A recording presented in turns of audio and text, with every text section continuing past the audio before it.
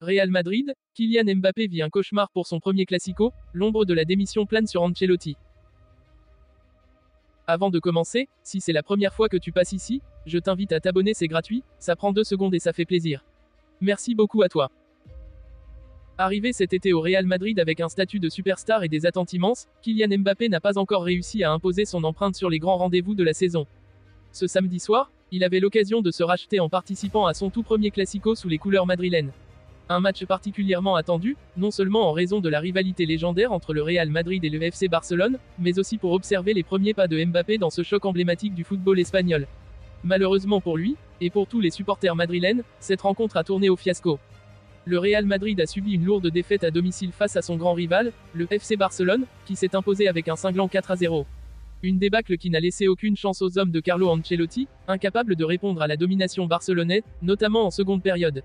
Quant à Kylian Mbappé, il a vécu une soirée cauchemardesque, accumulant les erreurs et les hors-jeux dans un match où il était attendu comme le sauveur de la Casablanca. Un classico très attendu, mais rapidement décevant. Dès l'annonce du calendrier de la saison, ce premier classico de l'ère Mbappé au Real Madrid était encerclé en rouge par les fans. Le monde du football entier attendait de voir comment la nouvelle star de l'attaque madrilène allait gérer l'intensité et la pression de ce grand choc. L'anticipation était d'autant plus forte que le joueur français, bien que considéré comme l'un des meilleurs au monde, devait encore prouver qu'il pouvait porter le Real Madrid sur ses épaules lors de ses rendez-vous cruciaux. En première mi-temps, la rencontre semblait équilibrée. Les deux équipes ont affiché de bonnes intentions, mais sans réussir à faire la différence au tableau d'affichage.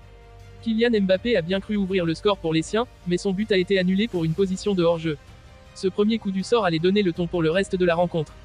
À la mi-temps, les deux équipes se quittaient sur un score nul, 0-0, laissant présager une seconde période décisive. Une seconde période fatale pour le Real Madrid.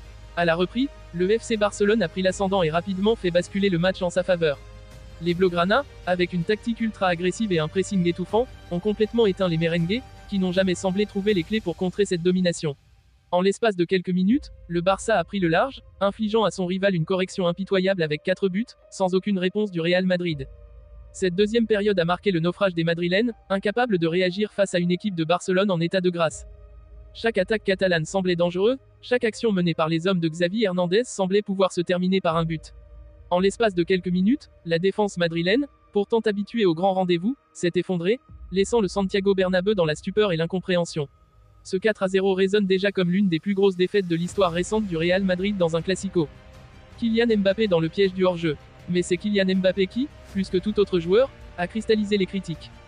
Celui qui devait être le leader de l'attaque madrilène s'est retrouvé pris dans une spirale négative tout au long de la soirée.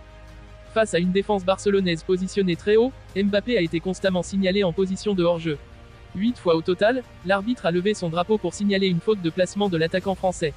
Cette répétition d'erreurs a montré un manque de synchronisation entre Mbappé et ses coéquipiers, mais aussi une difficulté à s'adapter à la tactique très agressive des Barcelonais.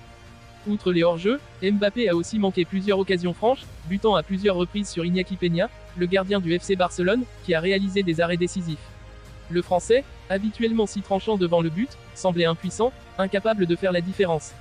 Ce classico, qui devait marquer le début de sa légende à Madrid, restera finalement comme l'un de ses pires cauchemars en tant que joueur du Real. Un Real Madrid en crise, Ancelotti sur la sellette.